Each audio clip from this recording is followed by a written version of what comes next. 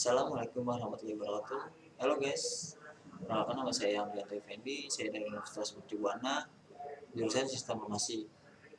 Kali ini saya akan membuat video tentang presentasi memahami pelaksanaan implementasi penutupan dan evaluasi proyek, yaitu menurut modul 14 Manajemen Proyek Sistem Informasi.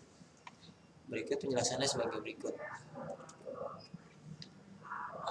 1. Implementasi proyek. Pada saat testing telah lengkap dilakukan, tim proyek dan manajer proyek menjadi bertanggung jawab untuk memastikan bahwa sistem informasi digunakan dengan sukses dari lingkungan development dan tes ke lingkungan operasional dari sponsor atau organisasi customer. Perbinaan ini membutuhkan pendekatan taktikal dan ini bisa menjadi waktu yang berat untuk semua stakeholder yang terlibat. Pemilihan pendekatan implementasi yang tidak tepat bisa memberi dampak negatif terhadap schedule dan budget proyek yang tersisa. Yang kedua itu tim proyek dapat memilih satu dari 3 pendekatan untuk implementasi sistem informasi, yaitu 1.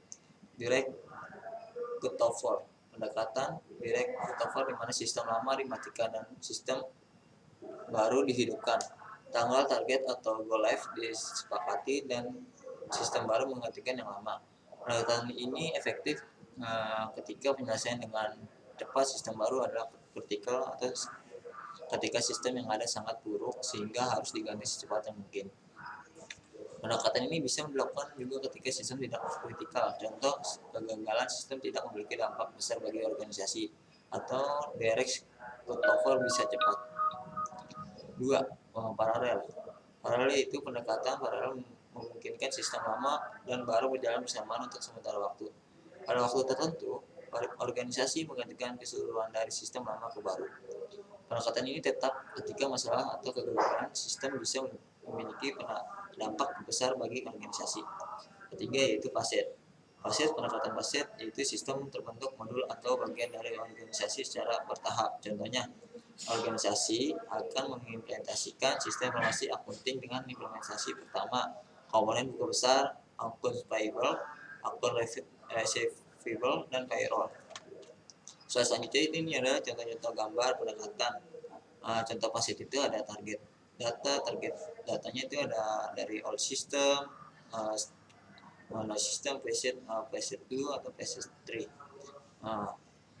Faset itu menjelaskan gambar itu mengupgrade sistem operasi departemen TI, melakukan upgrade departemen dan per departemen menurut jadwal yang telah dibentuk. Pendekatan faset memungkinkan tim proyek untuk belajar dari pengalaman selama awal implementasi sehingga implementasi selanjutnya lebih lancar. Contoh gambar kedua yaitu paralel. Paralel ini pendekatan ini memberikan keyakinan bahwa sistem baru berfungsi dan bekerja benar. Dan gambar yang ketiga itu direct cutover. Kegagalan sistem tidak memiliki dampak besar bagi organisasi. Direct cutover bisa cepat berisiko jika sistem tidak di-testing keseluruhannya. Selanjutnya itu 2. Penutupan proyek. Semua proyek akan berakhir. Sebuah proyek bisa berhenti karena banyak alasan, yaitu 1. Normal.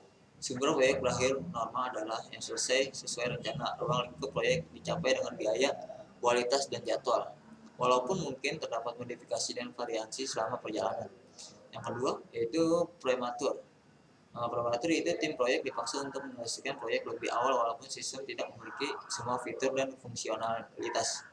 Contohnya, organisasi membutuhkan sistem profesional baru dengan hanya inti dari kebutuhan besar untuk menanggapi aksi kompetitor untuk memasuki pasar lebih awal atau sebagai hasil dari kebutuhan pemerintah. Yang ketiga, perpetual. Perpetual itu beberapa proyek terlihat seperti mengambil hidup sesuai keinginannya dan dikenal sebagai proyek abadi. Proyek ini terlihat seperti tidak pernah berakhir. Proyek abadi mungkin merupakan hasil dari keterlambatan atau ruang lingkup atau MOV yang tidak jelas ditetapkan atau disepakati. Keempat, yaitu failed. Failed yaitu terkadang proyek hanya tidak berhasil. Pada umumnya proyek teknologi informasi gagal jika perhatian yang kurang terhadap orang atau proses atau teknologinya. Kelima, change priority. Pada keadaan tertentu, proyek mungkin dihentikan sebagai dari perubahan pada prioritas, alasan keuangan atau ekonomi menyebabkan research tidak bisa lagi berada di proyek tersebut. Selanjutnya itu project sponsor acceptance, yaitu kebutuhan paling penting untuk menutup dalam keadaan normal adalah mendapatkan penerimaan sponsor, proyek, instalasi, dan penerapan. Dari sistem informasi tidak berarti sponsor proyek atau klien akan menerima produk proyek tersebut. Selanjutnya itu terdapat dua tipe sponsor proyek. Yang satu itu short tick sponsor. Sponsor proyek melihat proyek sebagai kontak pendek hubungan penjual pembeli, di mana melakukan uang adalah kriteria paling penting untuk menerima proyek ini. Ini mengarah pada hubungan merugikan jika sponsor berniat untuk menegosiasikan ruang lingkup proyek atau harga pada akhir proyek. Kedua, knowledge sponsor. Sponsor menyadari bahwa mereka memiliki keperluan penting terhadap hasil dari proyek. Sebagai hasilnya, mereka akan aktif terlibat di keseluruhan proyek dalam cara membangunnya. Sponsor jenis ini mungkin akan mengajukan pertanyaan sulit selama review proyek untuk memastikan kesuksesan proyek. Yaitu ada lagi slide sebelahnya, yaitu tanpa memperhatikan tipe sponsor proyek, manajer proyek dan tim dapat membuat proyek diterima oleh sponsor proyek jika satu, menetapkan dengan jelas kriteria penerimaan proyek pada tahap awal proyek. Kedua, mendokumentasikan semua deliverable dan milestone proyek. Deliverable proyek yang jelas adalah masalah yang sangat penting untuk manajemen ruang lingkup proyek. Menetapkan dan memverifikasi bahwa ruang lingkup proyek dan kebutuhan sistem akurat dan lengkap hanya satu komponen. Metodologi proyek TI fokus dalam mengatur proyek berdasarkan fase yang fokus pada deliverable tertentu. Milestone memastikan bahwa delivery tidak hanya lengkap, tetapi benar. Dokumentasi delivery dan milestone memberikan keyakinan bagi sponsor proyek bahwa proyek telah lengkap keseluruhannya. Slide selanjutnya yaitu final project report. Umumnya, manajer proyek dan tim harus membuat laporan akhir dan presentasi untuk sponsor proyek dan stakeholder lainnya. Tujuan untuk memberikan sponsor proyek keyakinan bahwa proyek telah selesai sesuai business case, project cater, dan project plan. Dan ini ada beberapa laporan minimum terdiri bagian. Yang pertama, project summary terdapat ada 3 bagian, yaitu project description, project MOV, yang ketiga scope, schedule, budget, dan quality objective. Dan yang kedua itu dari bagiannya itu composition of planned versus actual, terdiri dari 3 contoh, yaitu original scope and story of any approved change. Yang kedua original schedule, deadline versus actual completing date. Yang ketiga original budget versus actual cost of completing the project. Yang ketiga itu the plans and past result. Yang ketiga dari bagian final project itu adalah outstanding interest, terdiri dari 2, yaitu intermediate with an expected completing. Yang kedua itu ongoing support request and duration. Yang keempat itu laporan minimum terdiri bagi 4. Yang keempatnya itu ada project documented list, terdiri dari 4 contoh, yaitu sistem documentation, user manual, training material, dan maintenance dokumentasi. Selanjutnya itu final meeting and presentation. Pertemuan akhir dari presentasi berguna untuk ada 4 golongan, yaitu yang pertama mengkomunikasikan bahwa proyek telah berakhir dengan mengundang stakeholder ke pertemuan. Manajer proyek secara resmi mengumumkan bahwa proyek telah berakhir. Yang kedua, memudahkan sistem informasi dari tim proyek ke organisasi. Walaupun sistem informasi telah diterapkan dan digunakan oleh organisasi, pertemuan akhir memberikan pertukaran resmi produk proyek dari tim proyek ke organisasi. Yang ketiga, mengakui kontribusi. Forum bagi manajer untuk mengakui kerja keras dan kontribusi dari tim proyek dan stakeholder. Yang keempat, mendapat tanda tangan resmi. Upacara bagi sponsor untuk menerima secara resmi sistem informasi dengan mendatangi proyek pada dokumen laporan akhir proyek. Selanjutnya itu closing the project. Ketika proyek diterima oleh sponsor atau pelanggan, sejumlah proses administratif klausul tersisa. Administratif klausul adalah penting karena kita manajer proyek dan tim secara resmi lepas dari proyek. Mengumpulkan mereka untuk mendapatkan detail akhir akan sulit. Kebutuhan administrasi klausul termasuk ada beberapa golongan, atau contohnya yang pertama, memverifikasi bahwa semua deliverable dan item yang masih belum selesai telah dilengkapi. Yang kedua, Memverifikasi penerimaan resmi proyek oleh sponsor proyek atau pelanggan yang lainnya. 3. Mengatur dan mengarsipkan semua proyek deliverable dan dokumennya. 4. Perencanaan untuk pembebasan semua resep proyek, contohnya tim, teknologi, alat, dan fasilitas. Yang keempat yaitu perencanaan, evaluasi, dan review tim dan proyek itu sendiri. Yang keempat, menutup semua rekening atau perhitungan proyek tersebut. Yang terakhir itu perencanaan pelayanan sebagai tanda akhir suatu proyek itu sukses. Selanjutnya itu yang ada keempat, evaluasi proyek. Itu ada stakeholder beberapa akan memiliki pandangan beberapa mengenai sukses. Untuk tim proyek mungkin memperoleh pengalaman berharga dan merasa bahwa pekerjaan mereka akan memberi dampak positif bagi organisasi. Bagi manajer proyek, ini akan mengarahkan ke proyek yang akan memberi keuntungan bagi perusahaan atau promosi ke yang lebih besar.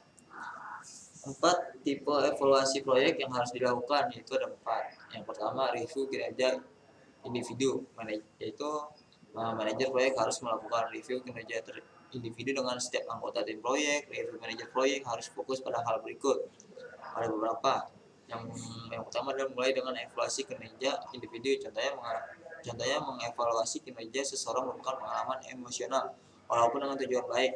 Mendapatkan kritik dari seseorang bisa membuat melakukan pembelaan. Evaluasi akan lebih efektif dimulai dengan bertanya bagaimana orang tersebut mengevaluasi kinerjanya sendiri. Yang kedua itu hindari kenapa kamu tidak seperti itu, contohnya dalam artian membandingkan individu bisa memiliki efek perlawanan. Pertama, orang individu belum tentu memiliki keahlian seperti yang dikira. Kedua, lainnya mungkin akan merasa iri dan mencari cara untuk meremehkan individu tersebut. Setiap orang berbeda dan harus dinilai secara individu. Yang ketiga itu fokus pada sikap tertentu bukan individu. Contohnya yang saya dapat artikan ketika mendiskusikan peluang untuk meningkatkan dengan seseorang sangat penting untuk fokus pada setiap tertentu. Contohnya anggota tim terbiasa terlambat dan membangun rapat tim sebagai penting untuk tidak fokus pada individu. Kenapa? Karena malas dan tidak menghargai suatu proyek, tetapi pada bagaimana terlambat pada rapat tim adalah mengganggu dari proyek tersebut. Yang keempat adalah konsisten dan adil. Menurut saya itu orang yang melakukan evaluasi harus sadar bagaimana keputusan berkaitan dengan satu orang mungkin berpengaruh keseluruhan grup atau tim.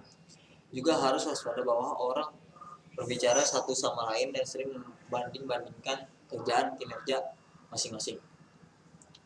Yang terakhir itu review harus memberikan sebuah kesepakatan pada peningkatan kerja. Contohnya tujuan reviewnya dengan anggota tim adalah untuk memberikan balikan yang baik. Yang kedua, review akhir proyek. Setelah laporan akhir proyek dan presentasi selesai, manajer proyek dan tim harus melakukan review akhir proyek sebelum tim dibebaskan dari proyek saat ini dan didokumentasikan. Contohnya listen your. Fokus review memperhatikan hal-hal sebagai berikut. Review MOV proyek itu ada dua. Apakah MOV proyek jelas dan disepakati? Apakah ini berubah selama proyek dan berapa kemungkinan akan tercapai? Review setiap deliverable, seberapa efektif business case, project cater, project plan, dan lainnya. Bagaimana deliverable bisa ditingkatkan? Ketiganya review project scope, schedule, budget, dan quality objective. Seberapa bagus ruang lingkup ditetapkan? Apakah berubah? Itu pertanyaan. Nah, ini ada beberapa review project plan dan project management body of knowledge atau dari PMBOK. Alias tim harus memiliki tim harus mereview efektivitas dari area berikut. Contohnya ada di sebelah kiri kita ada project integer management, project scope management, project team management, project cost management, project quality management, dan ada di sebelah kanan itu project communication management, project communication management, project risk management, project procurement management, organisasi change of management. Yang ketiga itu audit proyek. Audit dilakukan oleh pihak luar yang bisa memberi keuntungan untuk menemukan masalah atau peluang untuk meningkatkan dan didokumentasikan.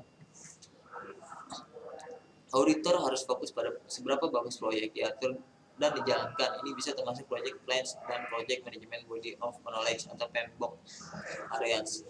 Manajemen proyek dan proses pembangunan sistem yang ada pada organisasi metodologi proyek TI itu ada beberapa tingkatan. Tingkatan audit tergantung dari ukuran organisasi, kepentingan dan ukuran proyek. Risiko yang terlibat dan masalah yang ditemui, auditor pihak ketiga harus ada beberapa. Contohnya yaitu tidak memiliki keterlibatan langsung atau ketertarikan pada proyek, dihormati dan tidak memihak, mau mendengarkan, tidak takut pada tuduhan dari pihak tertentu, bertindak pada kepentingan organisasi, memiliki dasar yang luas dari proyek atau pengalaman industri. Yang keempat, evaluasi kesuksesan proyek. MOV sering tidak bisa segera dipastikan pada penutupan proyek. Keuntungan dengan menerapkan sistem mungkin membutuhkan minggu atau bulanan sebelum disadari review dilakukan oleh orang dari sponsor proyek atau organisasi klien dan organisasi atau area yang bertanggung jawab untuk menjalankan proyek. Review fokus pada hal, yaitu ada beberapa, apakah proyek mencapai MOV, apakah sponsor puas, apakah proyek diatur dengan baik, apakah manajer proyek tim bertindak profesional, apakah dilakukan dengan benar, apa yang bisa lebih baik ke depannya. Sekian dari video saya. Thank you for watching my presentation. Don't forget to like and comment and subscribe channel YouTube saya. Thank you. Terima kasih.